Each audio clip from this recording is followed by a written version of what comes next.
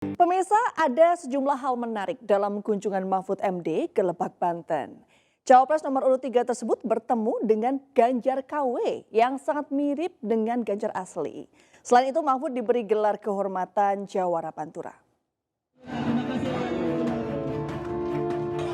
Ada hal menarik yang terjadi saat Mahfud MD berkunjung ke rumah pemenangan Ganjar Mahfud di Lebak, Banten pada Rabu siang. Ia terkejut bertemu dengan Ganjar Pranowo KW. Selain bertemu dengan Ganjar KW, setibanya di salah satu rumah pemenangan bernama Gapura Nusantara, Mahfud MD langsung disambut dengan aksi palang pintu khas Betawi serta disambut oleh relawan dan tokoh masyarakat. Mahfud diberikan gelar kehormatan Jawa Pantura. Ia juga berdialog dan berorasi kebangsaan dengan ulama sebanten. Enggak, tadi hanya saya diangkat sebagai warga kehormatan Jawara Pantura. Nah, saya katakan Jawara itu filosofinya adalah membela kebenaran dengan segala keberanian. Nah, saya juga berjuang untuk menegakkan kebenaran. Oleh sebab itu, saya berharap Jawara ini menemani saya untuk menegakkan kebenaran, keadilan, dan hukum. Tapi juga saya silakan dikritik dan dijatuhi sanksi organisasi atau paguyuban kalau saya melanggar prinsip-prinsip yang berlaku bagi Jawara, kan bisa kan? Sebelumnya pada Rabu pagi, Mahfud MD mengisi seminar kebangsaan di Universitas Valetehan, Serang, Banten. Dalam seminar kebangsaan dengan tema Peluang dan Tantangan yang Bermartabat menuju Indonesia Emas 2045, Perspektif Politik, Hukum, dan Keamanan, Cawapres nomor urut 3 memaparkan strategi menuju Indonesia Emas 2045. Mahfud menjelaskan bahwa bangsa ini memiliki sumber daya alam yang melimpah yang perlu dikelola dengan baik agar bisa dinikmati secara adil. Persyaratan menuju Indonesia Emas yakni demokrasi yang baik yang ditandai dengan pemilu secara periodik serta hukum yang baik. Sementara itu, istri calon presiden nomor urut 3, Siti Atiko Supriyanti, menghadiri pemeriksaan kesehatan dan konsultasi gratis di kawasan Cengkareng, Jakarta Barat. Dalam acara tersebut, Atiko mengingatkan ibu-ibu untuk menjaga kesehatan anak agar terhindar dari stunting. Istri Ganjar Pranowo Siti Atiko Supriyanti menghadiri pemeriksaan kesehatan dan konsultasi gratis dengan tema Ibu Sehat Keluarga Kuat di salah satu wilayah Kelurahan Kapuk, Kecamatan Cengkareng. Kedatangan istri calon presiden nomor urut 3 ini disambut meriah warga dan langsung melihat kegiatan pemeriksaan kesehatan gratis. Dalam sambutannya, Atiko mengajak sekaligus mengingatkan kepada masyarakat, khususnya ibu-ibu, agar terus menjaga kesehatan serta buah hatinya agar terhindar dari stunting. Selain melihat kegiatan pemeriksaan, Atiko juga mendengarkan keluhan serta aspirasi dari masyarakat. Ya, karena stunting itu terkait dengan SDM ya. Kita kan ingin mewujudkan Indonesia emas, tentu mulainya awalnya dari SDM. SDM dengan pencegahan stunting itu kan dari 1000 hari kehidupan pertama. Yang paling krusial tentu ketika janin ada di kandungan. Itu. Jadi kenapa perempuan itu harus sehat? Terutama ibu muda, mereka kan yang akan mengandung. Sementara itu, Ketua DPD Partai Perindo Jakarta Barat, Dina Mas Yusin, menyambut positif kehadiran Siti Atiko Ganjar untuk mensosialisasikan calon presiden dan wakil presiden Ganjar Mahfud. Kalau acara hari ini saya lihat antusias masyarakat sangat luar biasa ya. Hari ini dari calon presiden nomor urut 3 yang diwakili oleh Ibu Atiko itu sangat membantu kami yang di bawah untuk mensosialisasikan calon presiden kita. Dari Jakarta, Anggita Maura, Jemi Jasin Anyus melaporkan. Ya, sedangkan Capres Anies Baswedan berkampanye di kawasan Kampung Bata, Pekanbaru Riau. Kepada Anies, sejumlah warga mengeluhkan kondisi kampungnya yang jauh dari kata bersih dan sejahtera. Kehadiran Capres Anies Baswedan di kawasan Kampung Bata, Tenayan Raya, Pekanbaru Riau langsung disambut ribuan masyarakat. Kepada Anies, sejumlah warga mengeluhkan kondisi kampungnya yang jauh dari kata bersih dan sejahtera. Di lokasi ini Anies melihat air sumur warga yang berwarna kuning tidak layak digunakan dan dikonsumsi. Menurut Anies, infrastruktur yang belum memadai akan menjadi prioritas. Bukan hanya membangun infrastruktur besar, tapi juga infrastruktur mikro, terutama air minum dan jalan-jalan di kampung.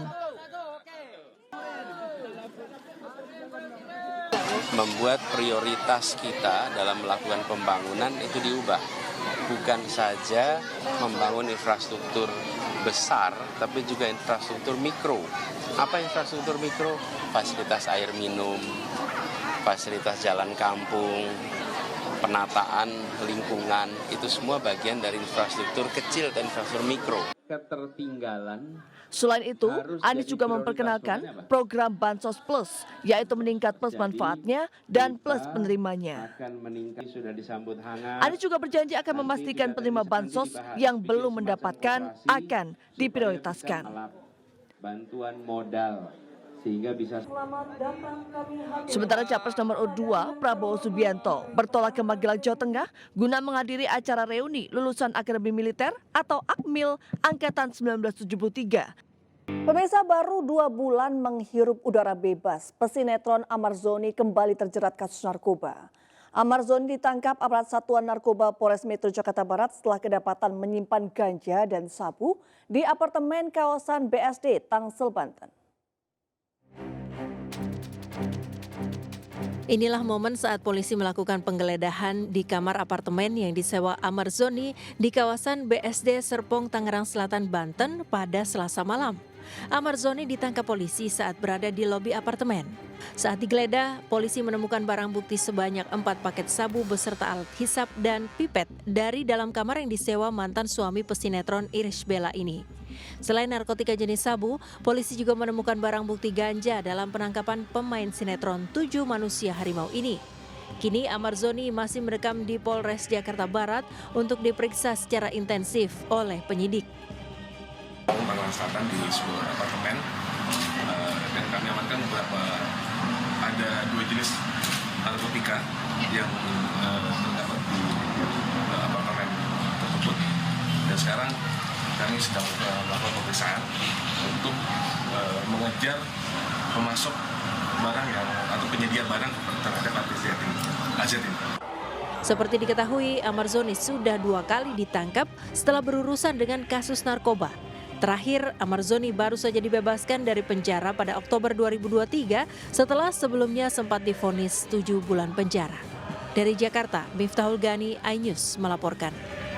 Viral penemuan 5 jasad manusia di Universitas Prima Indonesia Medan, Sumatera Utara membuat gempar. 5 jasad ditemukan dalam sebuah bak di lantai 15 Fakultas Kedokteran. Namun belakangan diketahui 5 jasad manusia merupakan kadaver atau tubuh manusia yang diawetkan untuk praktek mahasiswa kedokteran. Wih, ada mayat di Umpri lantai 9. Unggahan video ini menghebohkan warganet. Jasad manusia ditemukan dalam bak fiber di kampus Universitas Prima Indonesia, Unpri, Medan, Sumatera Utara. Polisi yang melakukan penyelidikan mendapati ada 5 jasad manusia ditemukan di 2 lokasi berbeda. 3 jasad, 2 laki-laki dan 1 perempuan ditemukan di lantai 9, 2 jasad laki-laki ditemukan di lantai 15 kampus tersebut. Kepolisian menurunkan tim Dokes Bitlab 4 Polda Sumut bersama Satreskrim Polrestabes Medan untuk menyelidiki temuan tersebut. Setelah kasus ini ramai, pihak Unpri akhirnya angkat bicara. Jasad manusia yang ditemukan adalah kadaver atau mayat manusia yang diawetkan untuk keperluan pendidikan di Fakultas Kedokteran Unpri. Kelima kadaver disimpan di bak laboratorium anatomi FK Unpri dan digunakan sebagai media belajar praktikum anatomi sejak tahun 2008. Sejumlah mahasiswa Unpri telah melakukan klarifikasi melalui media sosial memohon maaf atas penyebaran video hoax yang menyebutkan penemuan mayat di Unpri. Dari Medan, Sumatera Utara, Adi Palapaharahap, iNews melaporkan. Viral di media sosial kasus seorang penjaga ternak di kota Serang, Banten yang ditetapkan sebagai tersangka setelah membela diri saat melawan pencuri kambing ternak yang dijaganya. Penjaga ternak tersebut dijerat pasal tentang penganiayaan yang mengakibatkan hilangnya nyawa dengan ancaman 7 tahun penjara. Seorang penjaga ternak di kota Serang, Banten, Muhyani, ditetapkan sebagai tersangka setelah membela diri saat melawan pencuri yang mengancam dan hendak mencuri kambing ternak yang dijaganya. Kronologi terjadi pada bulan Februari lalu. Menurut pengakuan Muhyani, saat memergoki di kandang ternaknya, pencuri tersebut sudah mengeluarkan golok. Panik Muhyani lantas mengambil gunting dan menusuk pencuri tersebut. Pencuri tersebut kemudian kabur dan ditemukan oleh warga dalam keadaan tidak bernyawa. Setelah dilakukan penyelidikan, bulan September lalu, Muhyani ditetapkan sebagai tersangka dan hanya dikenakan wajib lapor selama 3 bulan. Hingga akhirnya Muhyani ditahan untuk menjalani persidangan. Keluarga yang tak menyangka Muhyani akan menjadi tersangka dan ditahan meminta agar Muhyani dibebaskan. Terlebih Muhyani adalah tulang punggung keluarga. Tolong bantuannya Pak Jokowi. Karena suami saya tulang punggung keluarga. Tolong kepada semuanya.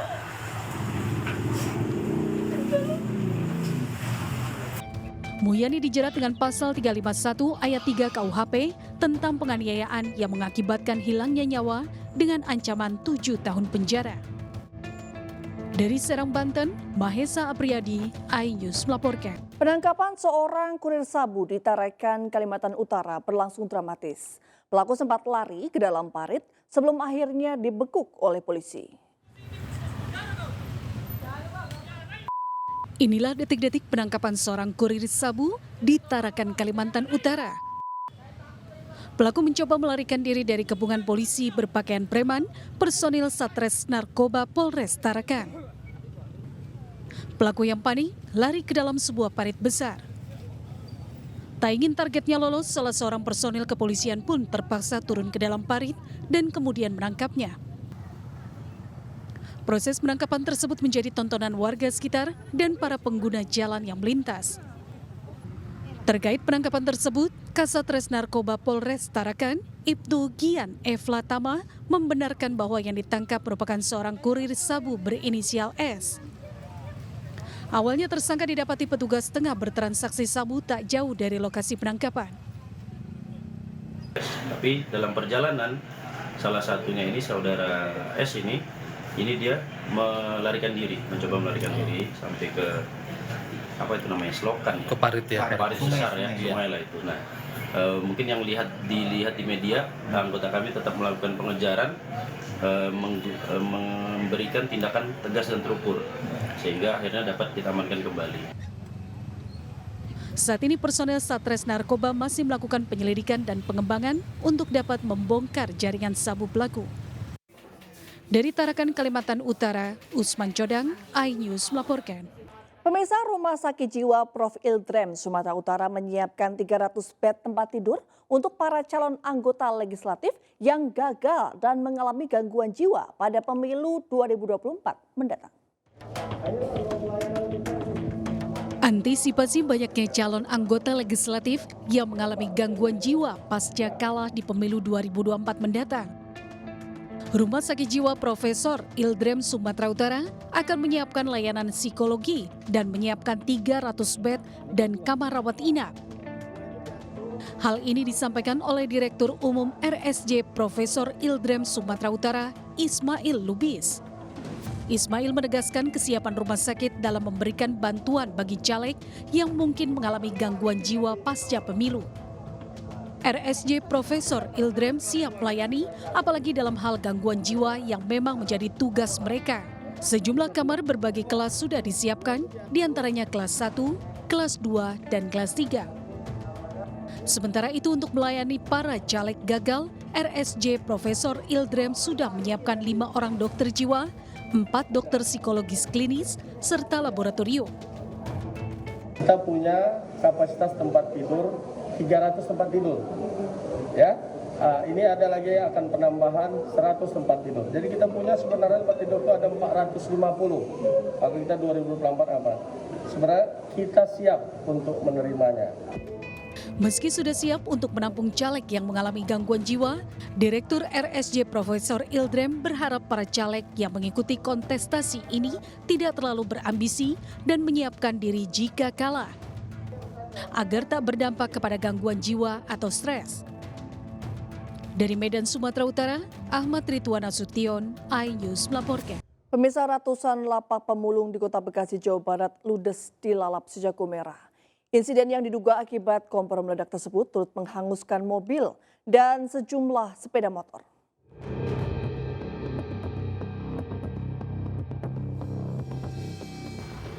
Asap hitam dari kebakaran besar lapak pemulung di Jalan I Gusti Ngurah Rai, Bintara, Kecamatan Bekasi Barat, Kota Bekasi, Jawa Barat, membumbung tinggi ke udara. Besarnya kobaran api membuat para pemulung panik dan berusaha mengevakuasi barang berharga yang masih bisa diselamatkan. Petugas pemadam kebakaran yang tiba di lokasi langsung berjibaku memadamkan api agar tidak merembet ke permukiman warga. Namun api terus membesar lantaran lapak banyak barang mudah terbakar seperti plastik. Menurut warga, api pertama kali muncul dari bagian tengah lapak pemulung hingga merambat ke sisi kiri dan kanan. Belum diketahui penyebab kebakaran, namun diduga akibat kompor yang lupa dimatikan saat memasak hingga meledak dan terjadi kebakaran. Dengar mah itu sih apa namanya lagi masak. Oh, ditinggal. Iya, ditinggal gara-gara sembako. Oh, lagi ada pembagian sembako. Mahasiswa ngasih sembako, dia kan emang nggak dapet itu ya, nggak dapet kupon. Urus kupon sembakonya gitu. Terus gimana, Bu? Ya. Itu awal api di posisi paling pinggir apa di tengah, Bu? Itu dia tengah-tengah. Di tengah. Kurang dari 15 menit, alhamdulillah kita udah sampai di TKK. Setelah kita nyampe di TKK, ternyata api udah menjalar. Mengingat ini tumpukan rongsokan ya, barang-barang bekas yang sangat mudah terbakar. Dan kita langsung minta bantuan ke masing-masing sektor untuk unit pemadaman kita menurunkan 7. Selain menghanguskan ratusan lapak pemulung, akibat kebakaran, mobil dan sejumlah motor serta baktor turut ludes dilalap si jago merah. Sementara itu penyebab pasti kebakaran masih dalam penyelidikan aparat Polsek Bekasi Kota dan Polres Metro Bekasi Kota. Dari Bekasi, Jawa Barat, Rahmat Hidayat, iNews melaporkan. Para pengungsi etnis Rohingya yang terdampar di Kabupaten Pidi segera dipindahkan ke Kabupaten Gayolus, Aceh. Pemindahan para pengungsi dilakukan menyusul penolakan warga terhadap kehadiran para pengungsi Rohingya tersebut.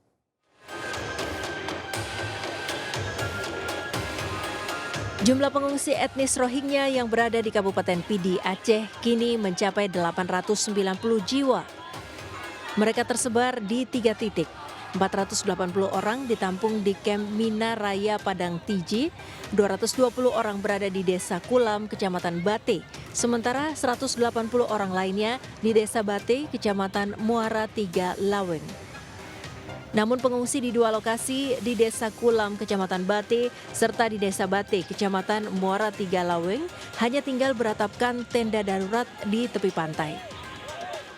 Pemerintah Provinsi Aceh pun berencana memindahkan mereka ke penampungan di Kabupaten Gayolus. Harus dipindah ke Gayolus karena di Laweng dan di Bate itu masyarakat tidak menerima lagi, sudah menolak betul-betul, harus dipindah segera. Bupati Gayolus dia sudah menyiapkan tempat dan tinggal ditentukan oleh UNHCR atau IOM. Kedatangan pengungsi etnis Rohingya di Kabupaten Pidi sudah mencapai 5 gelombang sejak Desember 2022 hingga 10 Desember 2023. Kedatangan mereka ditolak masyarakat setempat. Bahkan beberapa kali warga mencoba mendorong kembali kapal para pengungsi ke laut saat tiba di pesisir pantai. Dari Pidi Aceh, Jamal Pangwa, iNews melaporkan. Pemirsa, seekor ular piton masuk ke kawasan kompleks kantor Dinas Ketahanan Pangan Kabupaten Sukamara, Kalimantan Tengah. Hewan melata dengan panjang 4 meter itu diketahui telah memangsa seekor ayam yang dipelihara di kantor tersebut. Petugas damkar berupaya menangkap seekor ular yang berada di kandang ayam milik Dinas Ketahanan Pangan Kabupaten Sukamara, Kalimantan Tengah. Sanca batik sepanjang 4 meter ini diketahui telah memakan seekor ayam dan membunuh 3 ekor ayam lain. Menurut pihak Dinas Ketahanan Pangan, ini merupakan kali kedua ular masuk dan memakan ayam milik demonstration plot atau demplot peternakan. Ular diduga masuk melalui celah kawat, tetapi tidak bisa keluar karena perutnya membesar setelah makan ayam. Alhamdulillah untuk syarat penangkapan sampai kita tidak ada kendala. Kalau waktu itu Pendang sudah ada makan ternak Pak, kalau untuk hewan itu sendiri Pak? Ya itu sudah makan satu. Makan satu ya. Yang dibunuhnya 3. Ya, ular ini rencananya akan dilepas liarkan di wilayah hutan agar tidak kembali ke permukiman padat penduduk sehingga dapat berkembang biak di habitatnya. Dari Kabupaten Sukamara, Kalimantan Tengah, Sigit Zakwan Pamungkas, iNews melaporkan. Pemirsa, Ketua Umum DPP Partai Perindo, Haritanu Sudibyo, bersama Caleg DPR RI, Dapil Jawa Timur 1 Partai Perindo, Angela Herliani Tanu Sudibyo, menyapa warga Kalidami, Kota Surabaya. Di Kalidami, HT dan Angela berbagi makanan gratis dari pelaku UMKM binaan Partai Perindo dan juga pengobatan gratis. Warga RW 10 Kalidami, Surabaya menyambut meriah kedatangan Ketua Umum Partai Perindo Haritanu Sudibyo bersama Caleg DPR RI Dapil Jatim 1 Angela Herliani Tanu Sudibyo. Kedekatan keduanya dengan masyarakat terlihat saat Partai Perindo menggelar pembagian makanan dan pengobatan gratis. HT meyakinkan masyarakat bahwa Partai Perindo selalu memprioritaskan kesejahteraan masyarakat kecil. Hal ini dibuktikan dengan dilibatkannya para pelaku UMKM binaan Partai Perindo dalam berbagi makanan gratis. Jadi Partai Perindo itu fokus untuk berjuang mengentaskan rakyat kecil secepat-cepatnya melalui kebijakan. Nah, kebijakan itu ranahnya anggota dewan. Nah, pelaksana aktif. Makanya kita juga kalau punya kursi yang cukup di anggota dewan, kita akan berjuang supaya kader kita di eksekutif. Saya kira banyak sekali potensi yang bisa kita kembangkan. Tadi ada juga yang dikembangkan oleh UMKM di RW 10. Ini adalah bentuk ekonomi kreatif yang kalau kita bina dengan branding, dengan packaging dan lain sebagainya, ada added value yang bisa ditingkatkan sehingga nilainya bisa makin meningkat dan harapannya bisa semakin mensejahterakan masyarakat di RW 10. Partai Perindo yang mendukung Capres-Cawapres Ganjar Mahfud akan terus turun ke masyarakat untuk mensosialisasikan program pro-rakyat untuk Indonesia sejahtera. Dari Surabaya, Jawa Timur, Maria Elizabeth dan Ganang Nugroho, iNews melaporkan. Pemirsa, tokoh muda inspiratif Angela Tanu Sudibyo memberikan tips sukses UMKM kepada ratusan mahasiswa di Universitas Airlangga, UNER, Surabaya, Jawa Timur. Seorang pengusaha harus terus berinovasi dalam menciptakan produk yang berdaya saing dan tidak mudah menyerah dalam menjalani bisnisnya.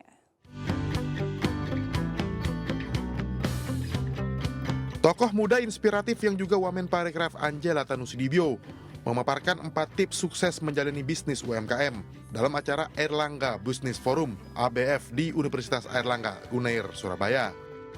Di hadapan ratusan mahasiswa, Angela yang juga Wakil Ketua Umum Partai Perindo bidang ekonomi digital dan kreatif ini memaparkan, pebisnis muda harus mampu menghasilkan produk yang menjawab kebutuhan masyarakat, melakukan promosi produk yang dapat dijangkau dengan mudah oleh konsumen, dan terus berinovasi agar mampu bersaing di pasar. Beliau tentu memberikan wawasan baru kepada kita semua seputar dunia UMKM dan juga dunia ekonomi kreatif, di mana beliau sudah pernah terjun langsung sebagai seorang praktisi dan juga sebagai seorang pengambil kebijakan. Artinya hadirnya beliau memberikan wawasan yang banyak kepada kita semua, sehingga harapannya bisa memberikan insight dan mampu diimplementasikan oleh seluruh mahasiswa yang hadir pada siang hari ini.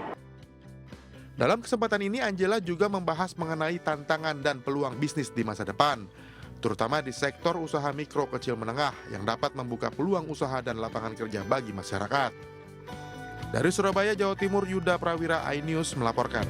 Pemirsa, sensasi bermain riverboard di arus Sungai Deras di Banyuwangi, Jawa Timur menjadi daya tarik tersendiri. Tidak hanya harus tahu teknik, tapi juga dituntut punya fisik dan mental prima. Bagaimana keseruannya? Berikut liputannya.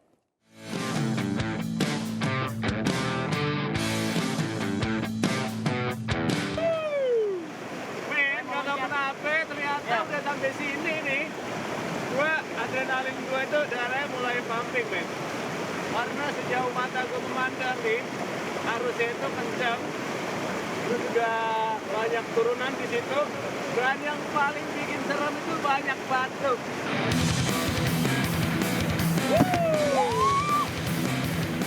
Waduh, Tradikar, ternyata di garis start jauh lebih menantang. Bener kata Abang tadi. Yalah, gue juga mau nyobain, mau nyusul, oke? Wah, tungguin!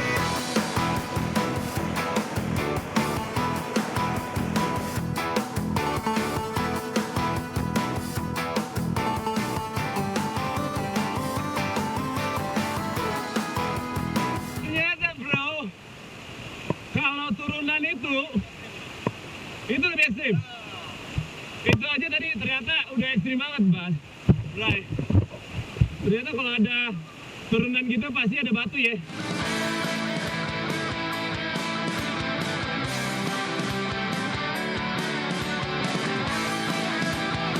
Menurut gue, kalau lo main ini river boarding, lo tuh usahain lo jangan terlepas dari board lo. Ya, Karena kalau udah lo lepas dari board lo, wah, lo bakalan keikut arus. Jadi badan lo bakal hantam kalau kena batu, lumayan sakit, Bre. bukan lumayan sakit, Abang. ya? Ini kita balik pijet ini. Udah beladik? Stop,